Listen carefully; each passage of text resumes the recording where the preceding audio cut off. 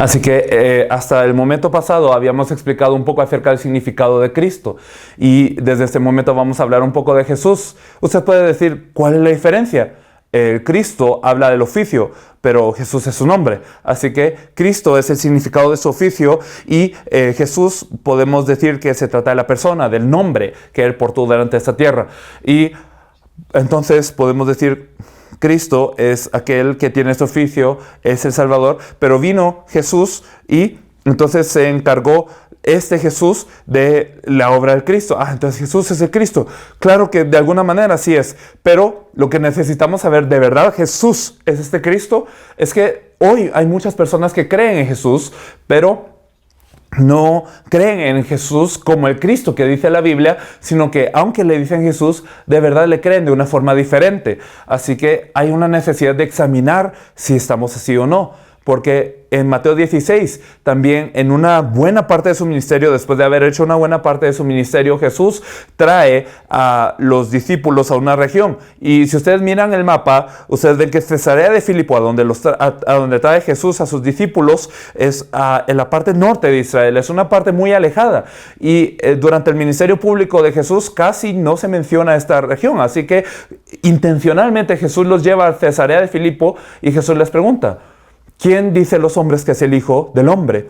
Y después les pregunta, ¿quién decís vosotros que soy yo? Son preguntas importantes que él les hace. Y yo pienso, ¿por qué es que en Cesarea de Filipo es que les pregunta esto? ¿Por qué los lleva hasta allá para preguntarles esto?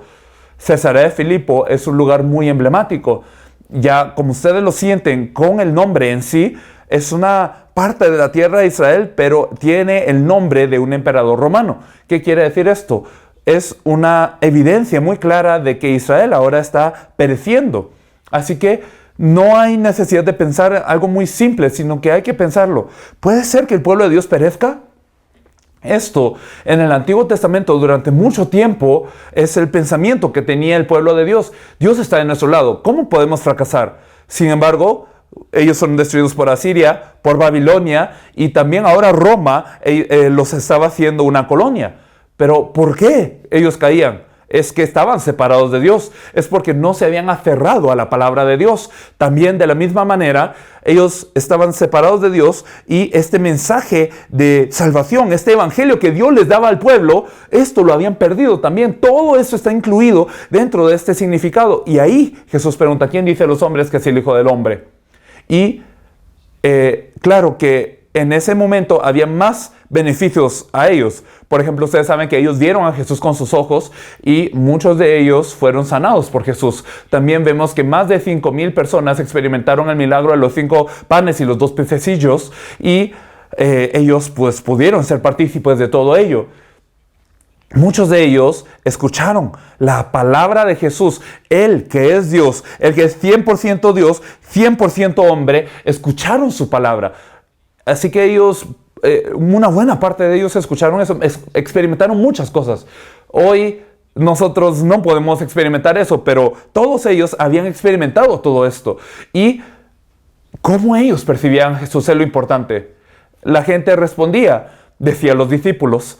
Ellos decían que la gente decía, Jesús, tú eres como Jeremías, tú eres como Elías, tú eres como Juan el Bautista, tú eres como uno de los profetas. Así que así le respondieron. La gente les respondía de esta manera, viendo a Jesús, pero verdaderamente no solamente era la respuesta de las personas, sino también de los discípulos en sí. Y aquí Jesús pregunta, ¿quién decís vosotros que soy yo? Y aquí nadie pudo responder. Aquí Pedro se levanta y él dice, tú eres el Cristo, el Hijo del Dios viviente. Eso es la confesión de Pedro. Es algo muy fácil si lo pensamos hoy. Sin embargo, es algo muy significativo, muy grande, porque en ese tiempo, dentro del pecado más grande que se podía cometer entre los israelitas era el de blasfemar el nombre de Dios. Así que el decirle a una persona a Dios, esto era un pecado de muerte, esto era un pecado capital, criminal. Así que esto era todo puesto en el trasfondo de esta situación.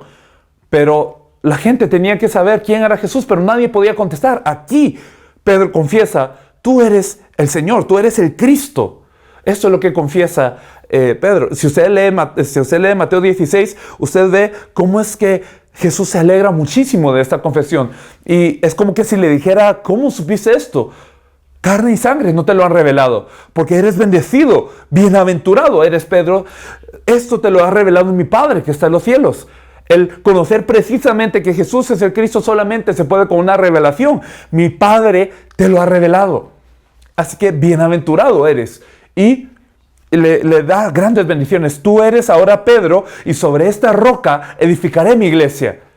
Edificaré mi iglesia, y esta iglesia no será prevalecida, no será vencida por las puertas del Hades, y te daré las llaves del reino de los cielos.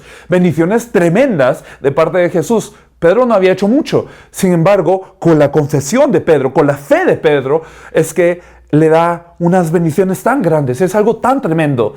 Y si lo vemos de esta manera, el decir que Jesús es el Cristo, el conocerlo así, no solamente es un intelecto, no solamente es un conocimiento, sino que el creer de esta manera es algo que cuando Dios nos permite ver así, es algo que podemos creer. Y si creemos de esta manera, entonces esto que el Señor nos permite, esta revelación que el Señor nos permite, es algo que viene de parte del Padre. Y por otra parte, el saber y creer en Jesús como el Cristo, algo que es una fe tremenda a los ojos de Jesús. ¿Cómo tú supiste esto? Pero uno dice, yo conozco a Jesucristo, yo creo en Jesucristo, yo he vivido por el Señor. Hay muchas personas que dicen eso, pero yo les pregunto, ¿será que Jesús se puede sorprender de la fe que usted tiene? Ahora, viendo la fe de Pedro, Jesús se había sorprendido. Y esta fe de Pedro era la fe de creer en Jesús como el Cristo. Esta fe que usted tiene. Que cualquiera que vaya a la iglesia diría que tiene esta fe, diría que conoce el Evangelio, pero déjelo a un lado. Realmente, si usted está ante Jesús y Jesús mira su fe, Jesús se puede sorprender. ¿Usted tiene una fe que puede sorprender a Jesús? Esa es la pregunta, porque nosotros tenemos que ser muy minuciosos, muy sensibles al Evangelio y a la fe. No es nada más. Este Evangelio, esta fe que el Señor se puede alegrar y sorprender, eso es lo que tenemos que tener, porque esa fe nos da la salvación. Eso es lo que verdaderamente nos permite creer. En los siguientes momentos vamos a poder hablar un poco acerca de cómo es que en esa época se le conocía a Jesús, y así nos examinaremos a nosotros.